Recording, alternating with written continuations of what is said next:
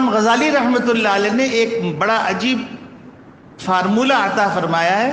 فرماتے ہیں کہ رات میں جب لیٹنے لگو تو تم جو ہے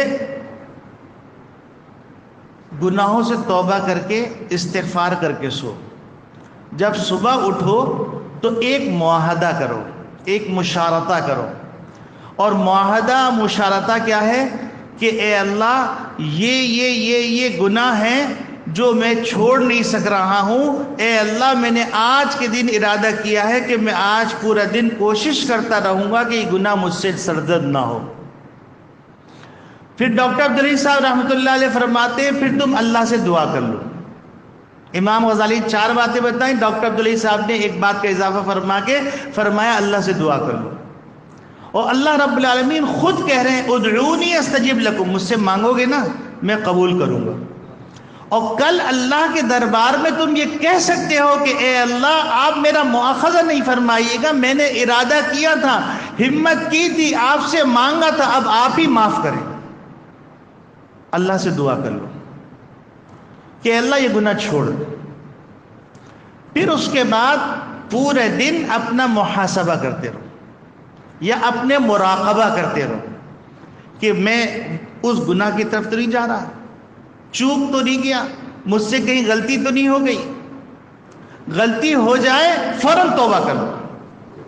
لوگ سمجھتے ہیں کہ کتنی دفعہ توبہ کریں گے. نبی کریم صلی اللہ علیہ وسلم فرماتے ہیں اگر 70 مرتبہ توبہ ٹوٹ جائے 70 مرتبہ توبہ کرو. تو توبہ کرنا یہ جو ہے اصرار میں نہیں آتا. یہی وجہ ہے کہ نبی کریم صلی اللہ علیہ وسلم فرمایا ما اصر من استغفر، جو استغفار کر رہا ہے وہ اصرار کرنے والا نہیں. اور جو ایک گناہ کر رہا ہے لیکن توبہ نہیں کر رہا ہے تو وہ اصرار کرنے والا ہے. اور ایک آدمی 70 مرتبہ گناہ کے توبہ توڑ رہا ہے پھر توبہ کر رہا ہے وہ اصرار کرنے والا نہیں. تو توبہ سے استغفار اور توبہ کے سلسلے میں اپنا مراقبہ کرتے رہنا کہ میرے سے غلطی تو نہیں ہو گئی، میرے سے غلطی تو نہیں ہو گئی. اور جیسی غلطی ہو جائے ویسے استغفار کرو، شرماؤ نہیں.